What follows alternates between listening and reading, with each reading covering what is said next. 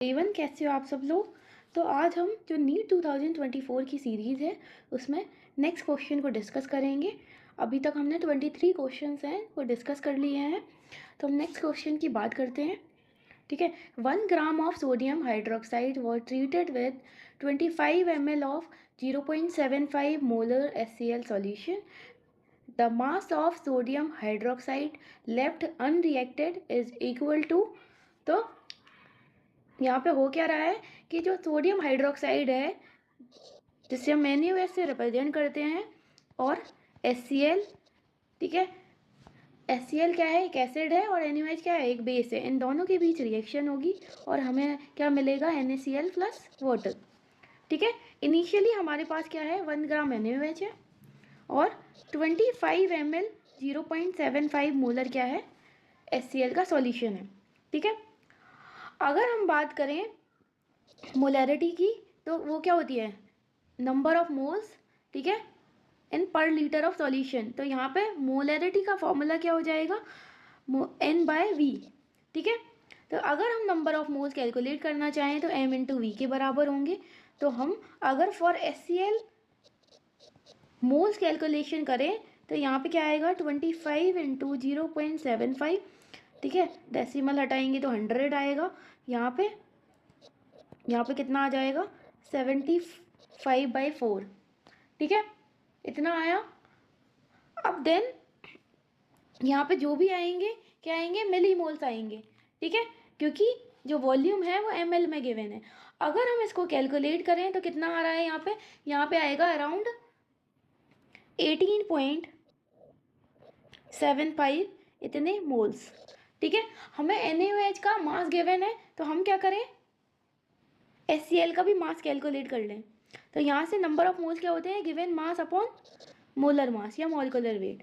ठीक है, अगर मास कैलकुलेट करना है तो यहाँ से क्या हो जाएगा, 18.75 मल्टीप्लाई बाय, अगर मॉलिक्यूलर वेट ऑफ HCl की बात करें, हाइड्रोजन का होता है 1 और Cl का हो गया 35.5, तो यहाँ पे टोटल आ जाएगा 36.5। तो मल्टीप्लाई कर देंगे 36.5 से, तो यहाँ पे मल्टीप्लाई कराने के बाद हमें कितना मिलेगा, 684.375। और यहाँ पे जो भी आए थे वो क्या थे, मिली मोल्स थे हमारे। बताया था मैंने अभी ऊपर कि जो वॉल्यूम है वो ml में गिवन है तो मिली मोल्स मिलेंगे। ठीक है, तो यहाँ पे जो भी आएगा वो मिलीग्राम में आएगा। ठीक है, अगर हमें इसको ग्राम में लिखना है तो हम क्या करें, 10⁻³ से मल्टीप्लाई कर दें तो यहाँ पे आ जाएगा 0.684 इतने ग्राम। ठीक है, तो ये हमारा मास आ गया। अब क्वेश्चन में कह रहा है कि कितना मास है वो बच गया रिएक्ट करने के बाद। ठीक है, मतलब अनरिएक्टेड मास की बात कर रहा है, तो हम पहले वो मास तो निकाल लें जो रिएक्ट किया। ठीक है, तो अगर हम बात करें यहाँ पे 36.5 ग्राम जो है वो कितने के साथ रिएक्ट कर रहा है, NaOH का मॉलिक्यूलर वेट कितना हो जाएगा, Na का 23, ये 16 + 1 तो यहाँ पे आ जाएगा 40। ठीक है, तो अगर हम बात करें 36.5 ग्राम जो HCl है reacts with 40 gram of NaOH, तो 1 ग्राम कितने के साथ करेगा, 40/36.5 ग्राम के साथ। ठीक है, और अभी कितना निकाला, 0.684 इतने ग्राम रिएक्ट कर रहा है, तो इतने ग्राम कितने के साथ रिएक्ट करेगा, 0.684। अगर हम इस वैल्यू को कैलकुलेट करें तो यहाँ पे आएगा 0.7495 इतने ग्राम ऑफ NaOH। ठीक है, तो यहाँ से क्या आ गया, इसको अराउंड लिख सकते हैं हम 0.750 ग्राम ऑफ NaOH। ठीक है, इतना क्या किया, रिएक्ट किया। ये क्या है, रिएक्टेड अमाउंट ऑफ NaOH।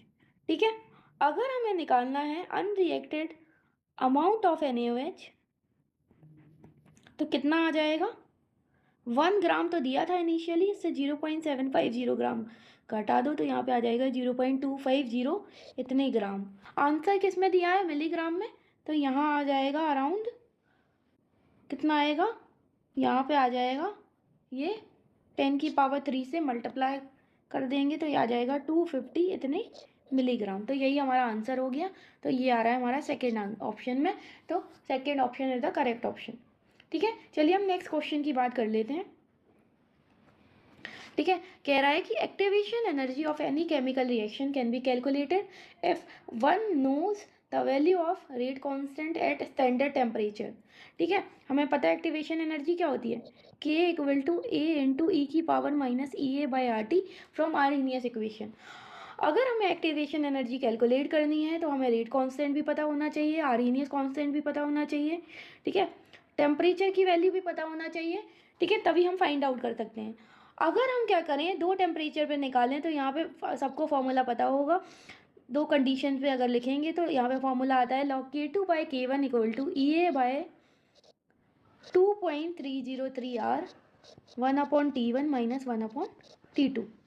ठीक है, अगर हम यहाँ पे देखेंगे तो यहाँ पे देखो सेकंड ऑप्शन में दिखा है प्रोबेबिलिटी ऑफ कोलिजन से नहीं, orientation of reactant molecule during collision, ठीक है, तो उससे भी नहीं निकल पाएगा।